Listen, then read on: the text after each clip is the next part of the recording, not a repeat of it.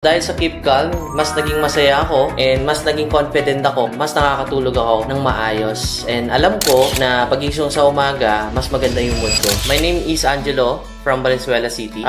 Dati kasi hirap ako makatulog, no? So dumadating sa point na 2 AM na hindi pa rin ako nakakatulog. Tapos maaga pa yung pasok ko. So ang ginagawa ko dati, para lang makatulog ako, naglilibang ako sa social media. Punta ako sa Facebook, manonood ako ng mga video or kaya naman sa YouTube para lang antukin ako. Kaso, anong nangyayari, instead na antukin ako, parang lalo lang akong hindi makatulog. Mangyayari, makakatulog lang ako kapag sobrang napagod na ako. Kaso, parang kulang pa din yung tulog ko. Pinipilit ko lang na makatulog. And pagkagising sa umaga, hindi sapat yung tulog ko. Kulang na kulang. And sobrang stress wala ako sa mood. So, malaking effect yun sa trabaho na ginagawa ko. Lalo na nasa management ako, nag-handle ako ng team. Kailangan prepared din ako. Malaking factor sa akin yung magkaroon ng magandang tulog. Doon ako nag-struggle talaga. Dahil sa hirap na hirap ako makatulog dati, sobrang naapektuhan talaga yung trabaho ko, no? Dumadating sa point na nakatapat ako sa laptop, yung mata ko parang inaantok, wala sa mood na gawin yung mga task ko. Kakailang kape pa ako para lang magising-gising ako and magawa ko yung mga trabaho ko.